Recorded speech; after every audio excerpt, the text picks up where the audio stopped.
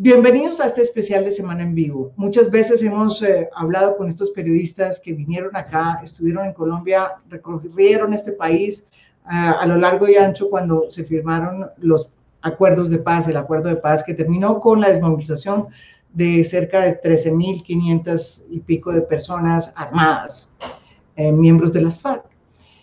4 años han pasado de esa fecha y por eso hemos querido volver otra vez a hablar con ellos. Ellos son John Lee Anderson, reportero de guerra, además de la famosa revista The New Yorker, además de autor de muchos libros, entre ellos un libro muy importante del Che Guevara.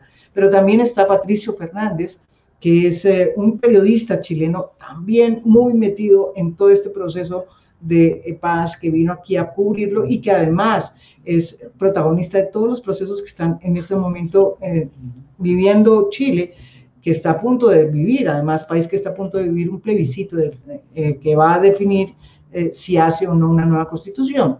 Pero ¿por qué vamos a hablar con ellos? No solamente para hablar del acuerdo de paz, también para hablar qué va a pasar en América Latina si gana Biden o si gana Trump, o si vuelve y se reelige Trump. Con ellos volvemos otra vez a tocar los temas candentes que están realmente golpeando a esta América Latina. Gracias, María Jimena. Encantado de estar contigo de nuevo acá. Saludos desde Francia. Caramba, qué bien. También está Patricio Fernández, mejor conocido como Pato, ¿no es verdad? Periodista chileno que también ha recorrido mucho América Latina, estuvo muy presente también, como lo hizo John Lee, desde La Habana, desde Bogotá, desde muchos lugares de Colombia, en todos los procesos o las diferentes etapas del acuerdo de paz. Bienvenido, y además es un protagonista también de todo el proceso muy interesante que está viviendo Chile en este momento, que las protestas, como bien saben ustedes, han llevado a la sociedad chilena a un replanteamiento final más estructural, que está en este momento abriendo la posibilidad de que haya una nueva constitución distinta a la que dejó el Pinochet. Bienvenido, Patricio Fernández, aquí a Semana en Vivo. Muchas gracias por invitarme, María Jimena. Un gusto conversar con ustedes. Bueno, nos falta nuestro otro amigo, pero se nos embolató, que es Andrés Esquipani. La próxima vez lo tendremos. Yo quería hacerles de una la pregunta. Son 4 años de un proceso y de un acuerdo de paz que ustedes vieron desde su inicio. Ustedes estuvimos juntos en La Habana, estuvimos juntos después aquí en Cartagena cuando se firmó el primer acuerdo. Después estuvimos en varias zonas donde los guerrilleros, en ese momento guerrilleros, porque no habían depuesto las armas, se preparaban a entregar las armas. Estuvimos cuando ya las habían entregado, en fin, han estado en distintas etapas. Estuvimos en el triunfo del no, que fue también pues registrado por sus escritos. John, ¿qué es lo que podemos decir después de 4 años de este acuerdo en Colombia de paz? Que además desarticuló, quiero decir, cerca de 14.000 hombres armados, ¿no? Las FARC hoy, si bien es cierto que hay un grupo que se resistió y que sigue y que se llama ahora autodenominado la Segunda Marquetalia, compuesto por Iván Márquez y otros como Santrich, pues digamos, la gran mayoría de las FARC pues entregó las armas y hoy está cumpliendo el acuerdo. Varios de ellos son miembros del Congreso, entre otras cosas, y están contando la verdad a la JEP. Una de las verdades es que ellos habrían asesinado a Álvaro Gómez, importante dirigente político conservador. John. Así es. Y en efecto, o sea, ha estado mucho en mi mente en los últimos días, María Jimena, justamente por esta revelación en la JEP, bueno, por parte de Carlos Antonio Lozada, hombre con que todos pasamos tiempo juntos, tanto en Yarí, antes que salió de la selva, como después en Bogotá y en otros lugares. Es interesante porque, aunque no lo habían revelado antes, demuestra la disposición y capacidad de estos señores que salieron de la selva de consagrarse ante la patria colombiana y atenerse a las consecuencias, ¿no? Revelando inclusive aspectos escabrosos del pasado, ¿no? Considero yo, bueno, desde lejos, que es una cosa loable que han hecho. Yo sé que hay muchas interpretaciones en Colombia y, por supuesto, siempre hay los que tuercen, o sea, que utilizan estas situaciones para favorecer su hinchada política. Y en este momento también entendemos, en momentos en que el expresidente Uribe ha sido liberado de su arresto domiciliario, que hay muchas cuentas pendientes todavía en Colombia y hay una sensación, tú me preguntaste qué pienso a la lupa de 4 años de cuando todos estuvimos ahí dentro de esa euforia de una guerra interminable que llegaba a su final. Una sensación francamente de cierta decepción y cierta decepción y tristeza no por lo que se logró, por la forma en que actores políticos han querido minar el proceso.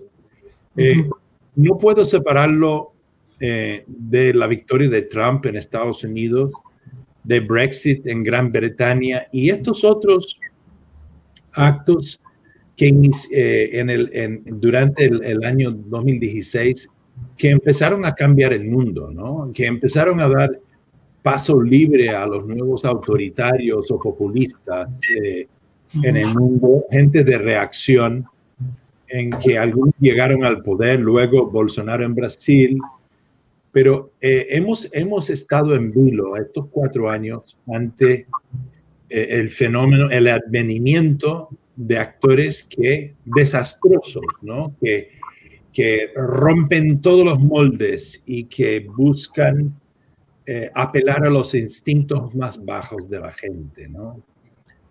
Y miro atrás hacia ese periodo de 2015 y 16 como años especiales, una burbuja de cierto optimismo en esperanza en donde los moldes de la ortodoxia política del continente fueron transgredidos de buena manera por presidentes como Obama, como Santos y por el mismo Raúl Castro, tanto con la distensión con la FARC como con el entierro de sables entre Estados Unidos y Cuba. Y todo esto en los últimos 4 años, desde que la llegada de Trump al poder, ha sido una marcha atrás, ¿no? Estamos de nuevo en una especie de lenguaje bélica de Guerra Fría.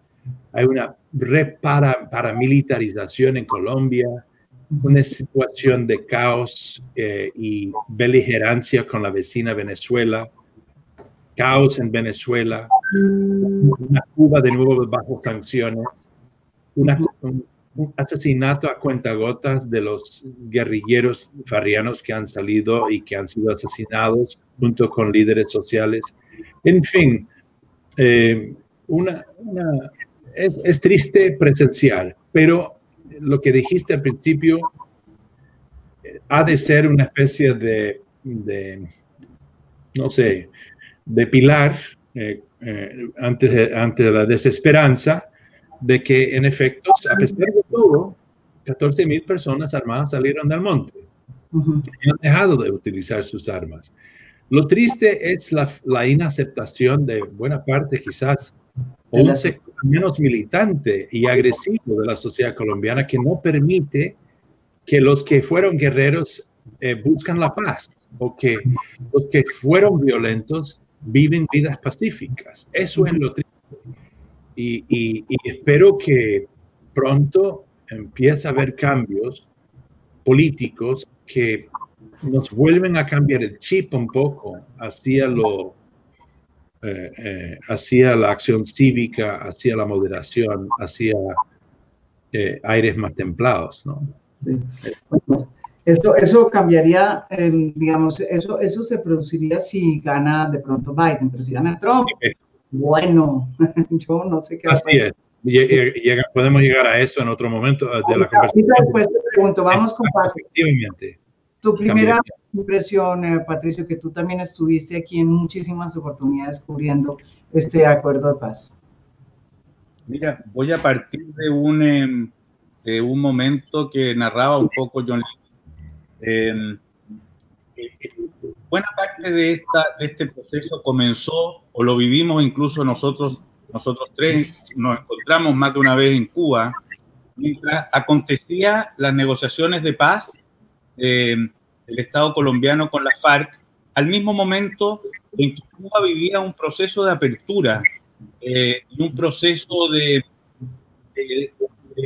renacimiento de esperanzas que les había costado mucho a los cubanos volver a permitirse la idea de un cambio.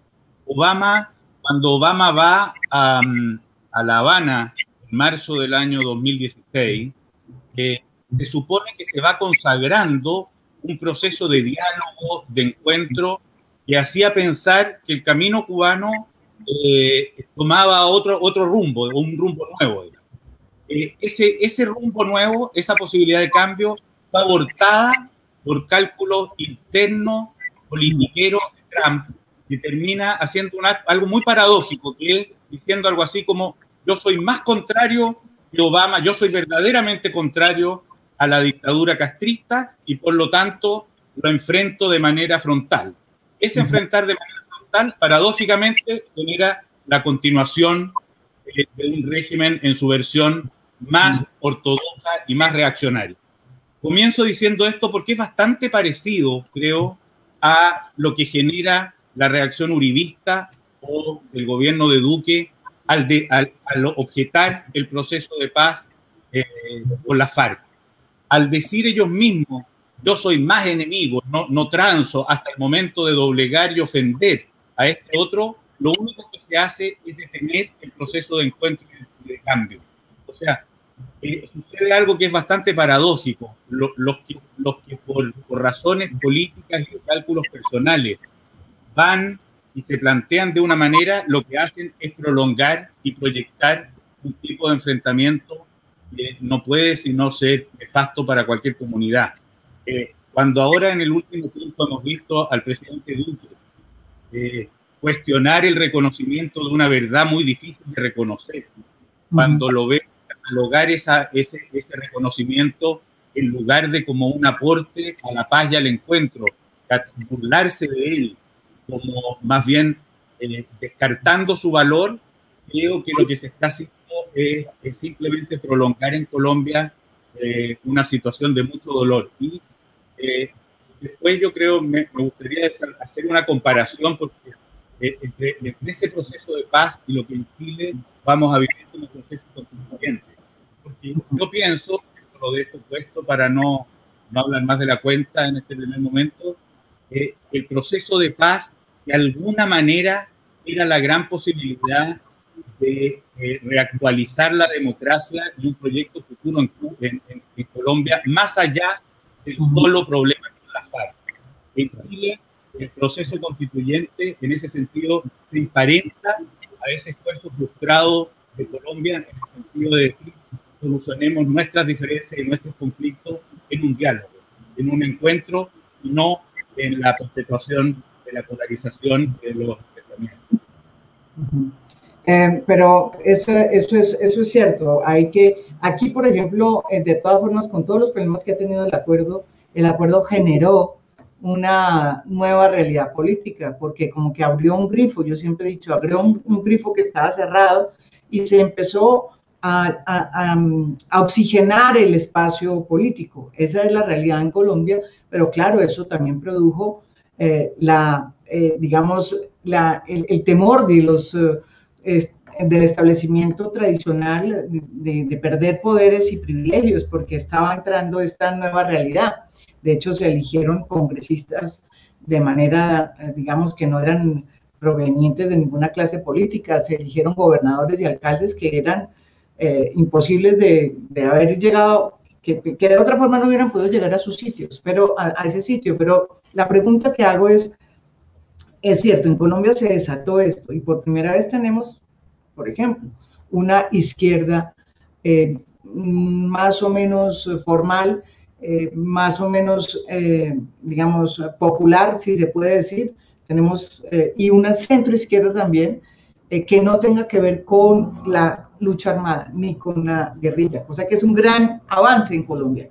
Pero a la pregunta, a lo que hoy es, ¿qué procesos, retomando la de Pato, qué procesos son los que generan, se están generando, digamos, en Colombia, en Chile, y yo creo que también en Estados Unidos, ¿sí?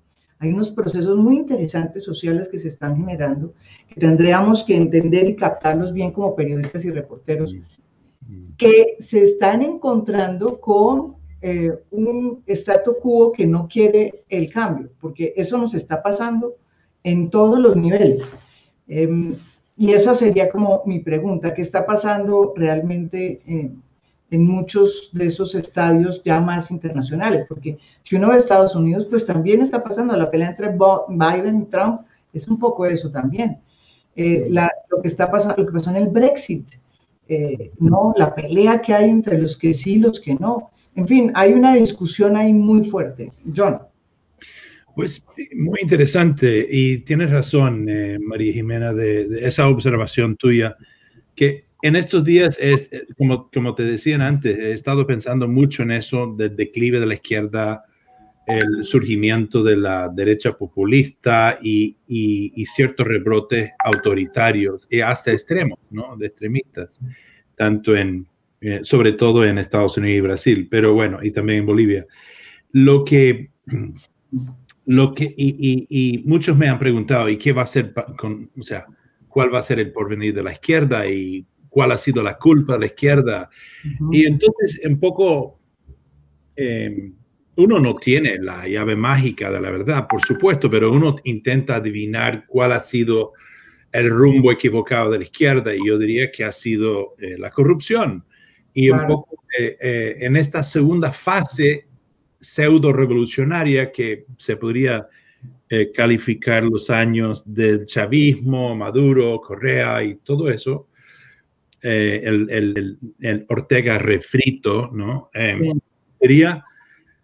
Sería un poco la demagoguería, ¿no? Y es un poco ha sido la revolución, la marea rosa en realidad sustentado por el boom en el petróleo y los commodities, la soya y no sé qué, en Brasil, Argentina y demás, sustentó económicamente una segunda como...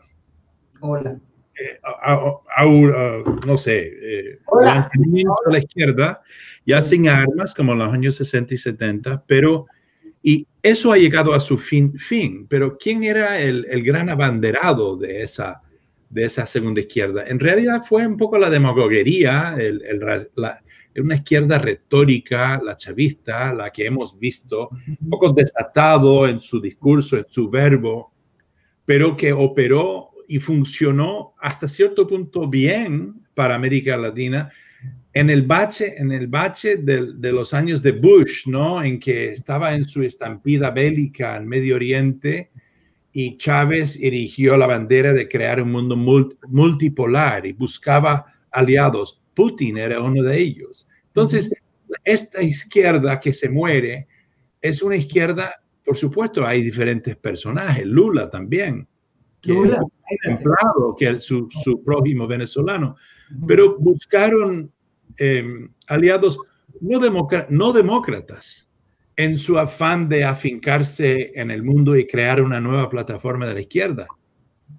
Muere Fidel, muere Chávez, apresado Lula y se muere esa izquierda. Entonces, volviendo a tu observación panorámica, está muy interesante porque es cierto, entre la pandemia, el declive de la izquierda, los estallidos del año pasado y rebrotes ahora, tanto en Chile como en Colombia, vemos, y el Black Lives en Estados Unidos contra Trump, vemos una nueva efervescencia que es necesaria, porque si algo yo diría de la izquierda, esta izquierda que se diluye, es que estaba con muchos talones de Aquiles, entre ellos el hecho de que se colgó un poco del modelo cubano, pero de retórica, de Chávez, de dinero, de petróleo, del vacío en la región, creado un poco a partir del 11 de septiembre y por Bush y la beligerancia norteamericana, y luego no va a ninguna parte. Entonces, la izquierda y capitanearon alianzas con capitalistas que terminaron o bien por comerlos vivos, como en el caso de Lula en Brasil, o bien por corromperlos por adentro, como parece ser el caso de los venezolanos, ni hablar de Correa en Ecuador. Entonces, ¿qué es lo que hay hoy en día? Se tiene que mirar al espejo y tirarse unos cuantos baldes de agua fría a mi juicio. Lo interesante es que en Colombia aparece la izquierda en dos aspectos. Una izquierda ya desprovisto de armas, como señores como Timochenko, Pastor Álape, Carlos Antonio Lozada, que están operando la democracia ya. Y luego esta juventud inquieta que quiere algo más, que quiere el porvenir de los derechos civiles, el Estado de Derecho, una política no corrompida. Y es también lo que buscan los chicos en las calles de Estados Unidos, en vistas de un patán como Trump en el poder, con su racismo. Bueno, dejaré que Pato más bien explaya sobre Chile, pero yo creo que sí, efectivamente, justamente quizás a través de esta coyuntura, este impasse tan difícil de analizar, que incluye la pandemia, los estallidos inconclusos y la abierta corrupción moral de muchos de estos populistas, hay una necesidad de una juventud, de una izquierda nueva, llámaselo izquierda, llámaselo gente de centro izquierda o socialdemócrata, ¿no? Sí, pero la izquierda latinoamericana se tiene que reconfigurarse si quiere sobrevivir, porque si no, la opción es la derecha reaccionaria, como lo que estamos viendo, que justamente trajo Trump al poder, trajo Brexit a los británicos, trajo Bolsonaro en el vacío dejado por Lula. Y quién sabe lo que pasa en los demás países, ¿no? Sí. Es que ya antes de pasarle la palabra a Pato, quiero contarles que en la medida en que estamos, en este momento en que estamos hablando, cientos de indígenas están de Minga están en reunión todos, ¿sí? Y vienen hacia Bogotá. Querían hablar con el presidente Duque.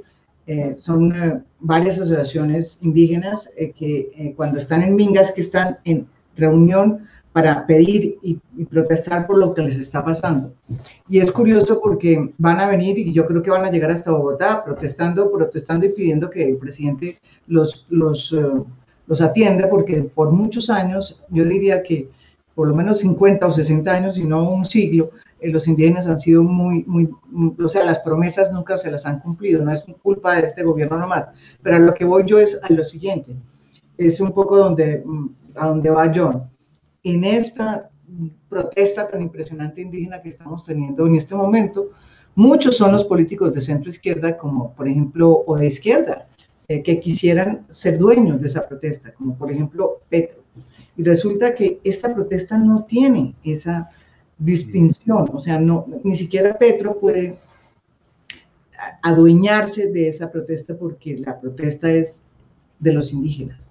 Lo mismo pasa con el movimiento estudiantil, el que salió en su momento y los que siguen saliendo de cuando en vez, cada vez menos, es cierto, no tienen una definición política, son gente digamos, de centro izquierda, pero no son petristas necesariamente, porque es una cosa interesante para resaltar. ¿Qué pasó en Chile, Pato? Mira, voy a llegar a Chile, María Jimena, pero yo creo que una cosa que uno puede constatar es que estamos viviendo un cambio epocal muy grande, y se ve por todos lados. Uno le podría poner varias características, digamos. Cuando digo epocal, es del tipo del paso de la Edad Media a la modernidad, o sea, al Renacimiento. ¿En qué sentido? Se cayeron terminaron los dos grandes proyectos del siglo XX que marcaron la Guerra Fría. El socialismo y el comunismo cayó la Unión Soviética a comienzos de los 90, no es una promesa ni es una oferta vital, lo que queda son regímenes que se mantienen en el poder, pero que ya son versiones muy degradadas de esa promesa. Entonces, cuando yo recorría la idea de la corrupción que había liquidado esos gobiernos, uno también podría decir que la corrupción deviene cuando ya no hay una idea lo suficientemente fuerte y honesta que sustente un proyecto. Algo del final de una de las versiones del capitalismo, la versión más neoliberal, es lo que estamos viviendo en Chile. Y ya iré para allá. Pero lo vinculo ahora con lo que tú estás contando que está sucediendo con los indígenas. El mundo político en general suele defender parcelas hasta más allá incluso de lo que parece ser la realidad social en la que habitan. O sea, hoy día incluso, para volver un poco al proceso de paz, y que es cierto esto que se han terminado grandes proyectos de futuro o grandes ofertas políticas como el socialismo y una versión del capitalismo, las peleas que se están llevando a cabo allá no son por proyectos de futuro, son por rencores pasados que permiten la mantención de poderes presentes. Pero no son la FARC. Nosotros hemos conocido a los comandantes Timochenko. Yo estuve la última vez a fines del año pasado. Está más preocupado de darle una buena vida a su hija de 2 años o de 1 año y tanto. Pastor Alape está preocupado también de incorporarse a una vida comunitaria. Renunciaron a la revolución. Ellos ya no pretenden lo que pretendían a fines de los 60, comienzos de los 70. Salieron de la selva por muchísimas razones. La derrota, estaban siendo derrotados militarmente, etcétera, pero principalmente porque había un proyecto que dejaba de ser argumentable y por lo tanto la situación futura es otra. El que quiera jugar a la idea de que sigue habiendo una amenaza revolucionaria y pretende tomarse el poder para construir su política, está básicamente mintiendo. Entonces, ante la desaparición de estas ofertas, de estos proyectos de futuro, lo que nos va quedando es buscar el modo de coordinar una convivencia que permita nacer pacíficamente caminos que todavía no vemos, no se ven en ninguna parte. Y de algún modo, ¿qué hace esas juventudes que están saliendo? Están saliendo a reclamar también atención.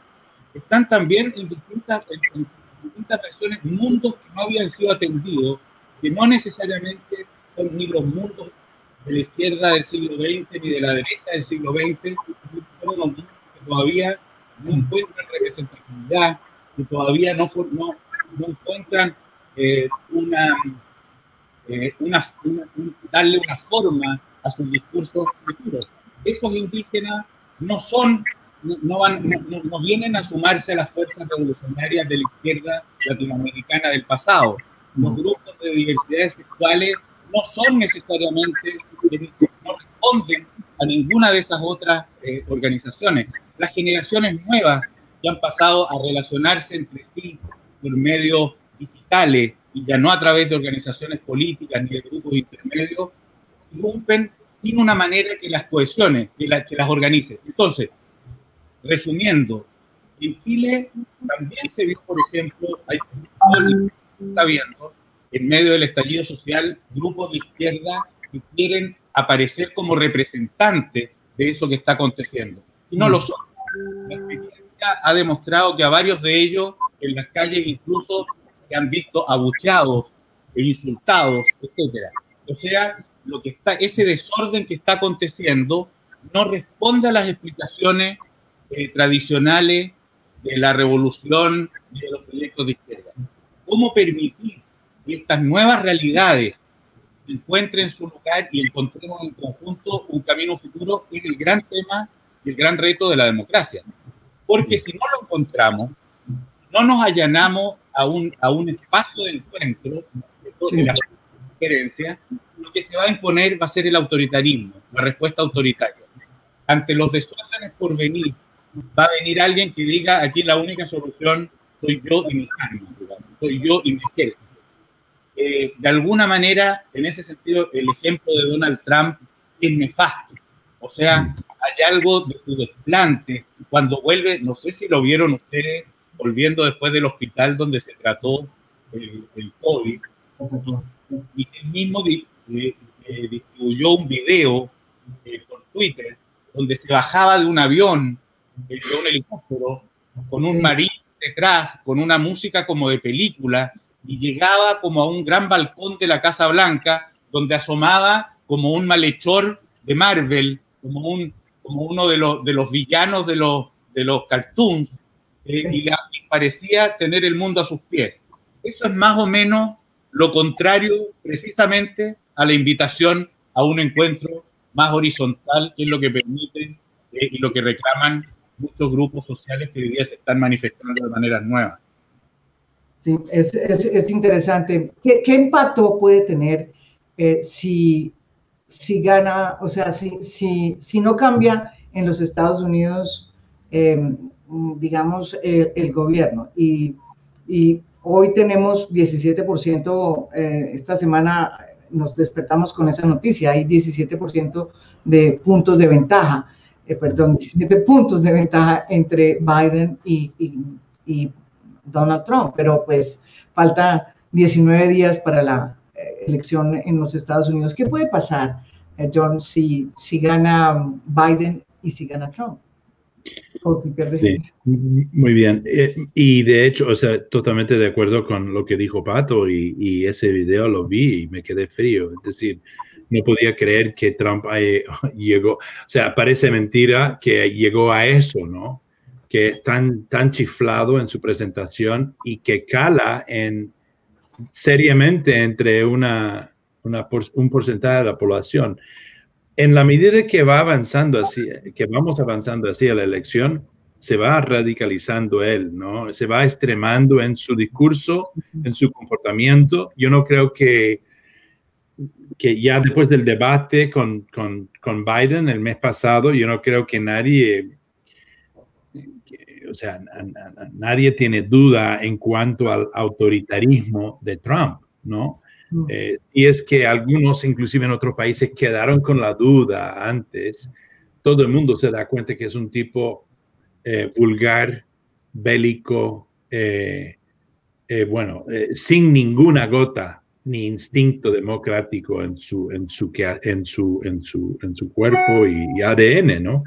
Entonces, volviendo a lo que dijiste del sondeo, los sondeos, bueno, todos desconfiamos de los sondeos hoy en día debido justamente al hecho de que él llegó, a pesar de todos los análisis, los sondeos y el raciocinio mismo en el año 2016. Y aquí está, parece increíble que ese hombre, ese patán, está en la Casa Blanca y está ahí, a pesar de todo, y ha podido degradar y deteriorar la democracia norteamericana delante de la vista del mundo entero, hasta el punto en que estamos hoy en día con sangre en las calles norteamericanas, ¿no? Milicias armadas. No, incluso y mucha gente... Una cosa que me sorprendió, él está hablando incluso del castrochavismo. Él está hablando ya, o sea, habla como Uribe, con lo que Uribe dice, está haciendo su campaña en la Florida y sale y habla de que hay que tener cuidado con el castrochavismo, que Biden es castrochavista. Sí, no, que es de la extrema izquierda, que él está secuestrado por la extrema izquierda. Da guiños a los extremistas armados de derecha. Ha pagado el abogado del chico que mató a 2 manifestantes en Portland. Es decir, una y otra vez. Puso en duda la obediencia a los resultados de una elección bajo su propio mandato. O sea, no es ni siquiera una elección bajo normas de otros, sino que está aconteciendo mientras él gobierna. Yo creo que es de una gravedad.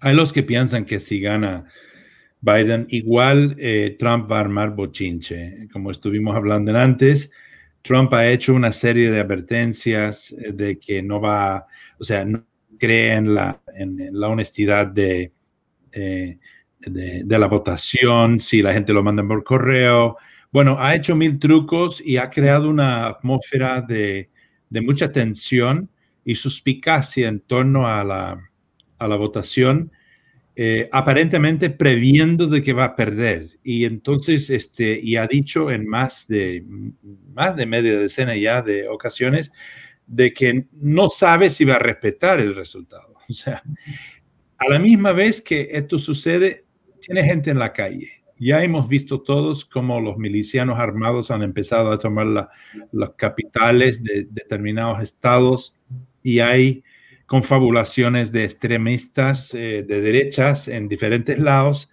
que han intervenido violentamente en estas manifestaciones a partir de la muerte, el asesinato por la policía de George Floyd, ¿no? El país está desencajado, está con una sensación, una efervescencia volátil muy fuerte y Trump lo está alimentando. Entonces, repito, hay gente que creen que Trump o va a tratar de quedarse sea como sea, apelando bien a la violencia o bien a una Corte Suprema ya hecho por sí, está a punto de nombrar su tercer juez a la Corte Suprema.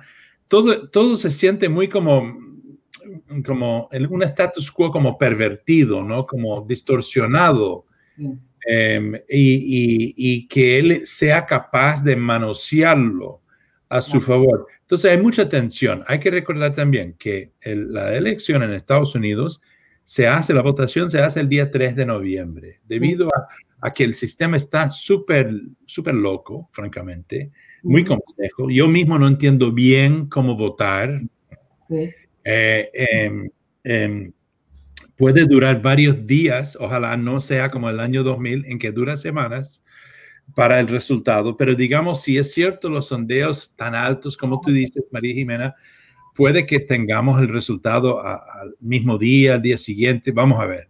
Ahora, si es que en tiempos normales alguien como Trump pierde delante de un Biden, sí, y irse, tiene hasta el 20 de enero. El periodo de transición es 2 meses y medio. Muy largo. Entonces, puede hacer mucho daño en ese periodo, aunque no apela a los milicianos en la calle y se va, ¿no? Él puede hacer muchas cosas, cambios de leyes, amnistías a criminales, bueno, un sinfín de desastres. Entonces, estamos todos en vilos por eso. Ahora, si es que no hace nada y se va, igual va a tener que hacer una presidencia de restauración democrático. Y eso es una gran misión que tiene por delante. Y un país muy polarizado, con una gente que han estado escuchando desde la Casa Blanca mensajes, guiños, apelaciones a los peores instintos de los seres humanos en Estados Unidos, a la violencia misma y al extremismo. Yo creo que entramos, aunque gana Biden, en un periodo francamente muy preocupante e inquietante, del cual yo no creo que llega de momento, en estos momentos, a una guerra civil armada, pero tampoco lo descarto. Es decir, por primera vez en mi vida, yo no soy el único. Yo entiendo cómo son mis conciudadanos y hay una buena parte de ellos con quien nunca he compartido la fe, ni el civismo, ni la misma relación con el Estado. Entonces hay que recordar que Estados Unidos hace 150 años libró una guerra civil cruenta. Murieron 600,000 personas cuando tenían una población 10 veces menores que lo que tiene hoy en día, de 30 millones. Y esa guerra civil, todavía la secuela de esa guerra civil está en el ADN político del país y social.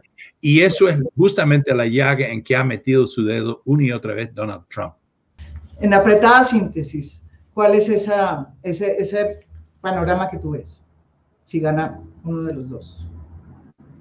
Yo creo que la fuerza del ejemplo del presidente de los Estados Unidos, la mayor potencia de Occidente, es sumamente importante de ponerle atención.